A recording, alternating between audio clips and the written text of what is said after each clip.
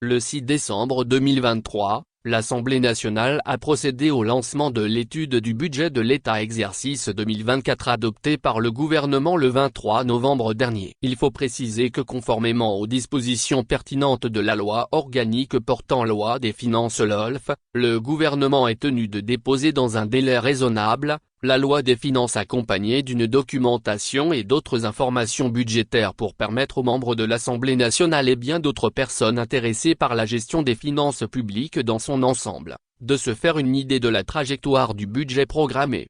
Doit-on le rappeler, le Togo a adopté la LOLF en 2014 mais son application effectivement date de 2021. Cette année encore, le gouvernement s'est exécuté face à cette responsabilité républicaine. Mais force est de constater c'est avec beaucoup de retard considérable que cela a été fait. Ce qui laisse entrevoir l'inefficacité de l'étude de ce budget en commission qui risque de passer comme une ordonnance médicale, vu le nombre de documents et leur volume à éplucher et comprendre avant de voter. Ce qui peut mettre en doute le principe du contrôle en amont de l'action du gouvernement par le Parlement. L'analyse de l'exposé des motifs renseigne que la résilience de l'économie face à plusieurs contraintes nées de l'avènement de la Covid-19, la guerre en Ukraine et les sanctions prises contre certains pays de la sous-région par la CEDEAO est effective. Cependant, des incertitudes existent sur les échanges économiques au sein de la communauté. Certes, l'économie nationale est toujours dans contexte de conjoncture défavorable avec une pression inflationniste avec des conséquences imprévisibles. Néanmoins, l'on note un regain de dynamisme avec un taux de croissance prévisionnel de 6,6% en 2024 contre 5,8% en 2023. Sur le plan de la mobilisation des ressources de l'État,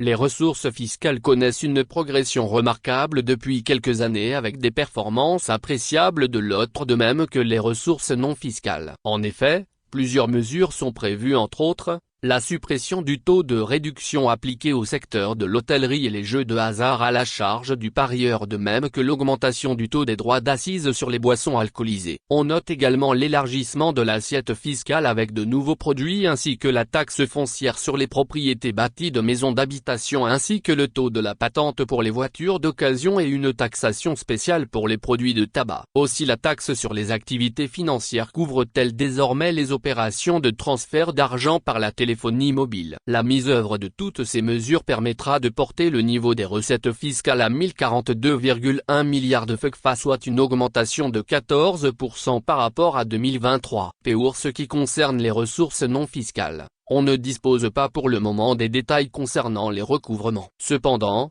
un plan de supervision et de contrôle des régies des recettes de l'État sera mis en œuvre pour améliorer les recettes. En tout état de cause, les recettes non fiscales sont prévues pour un montant de 62 milliards de CFA en 2024 soit 3,2% de plus par rapport à 2023. Ce qui amène à interpeller les députés à bien fouiner dans ces données qui concernent les prévisions des dividendes de l'État en ce qui concerne les parts de l'État dans les entreprises extractives et aussi la contribution des sociétés d'État dans le budget. Globalement, il importe de saluer les performances affichées ces dernières années par le ministère de l'Économie et des Finances et en particulier l'autre pour tous les efforts et les résultats obtenus. Au titre de l'année 2024, le besoin en trésorerie se chiffre à 882,8 milliards de CFA contre 767 milliards en 2023. Soit une augmentation de 15%. Ce qui pose la vraie problématique de la politique budgétaire adoptée par le gouvernement togolais. Avec 40% des recettes constituées par un apport extérieur,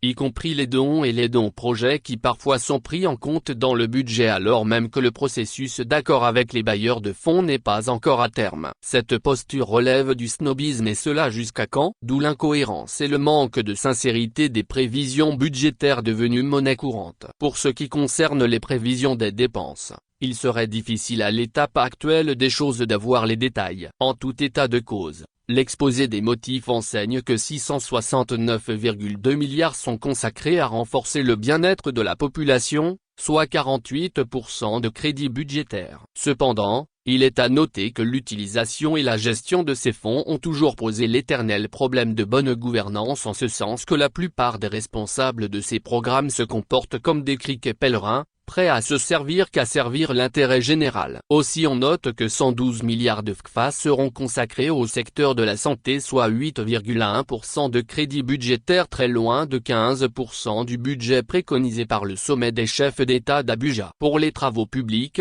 un montant de 85,8 milliards est prévu, soit 6,1%, les transports sont à 18 milliards, soit 1,3%, les pistes rurales pour un montant de 53,7 milliards, soit 3,8%, l'économie maritime et la pêche pour 3,2 milliards de FCFA, soit 0,2%. Pour ce qui concerne l'agriculture, considérée comme la base de l'économie d'après les résolutions des FOPA 2023, la prévision budgétaire est de 52,1 milliards, soit 3,7% des crédits. L'économie numérique pour 14,4 milliards de FCFA, le secteur commercial bénéficie de 3,6%, soit 50,5 milliards de FCFA pour la construction des grands marchés, alors que le secteur du développement à la base disposera de 19,5 milliards de FCFA. Pour le secteur de l'enseignement primaire, secondaire et technique, les prévisions sont évaluées à 296 milliards, soit 14% des crédits budgétaires. Il faut noter que depuis quelques années,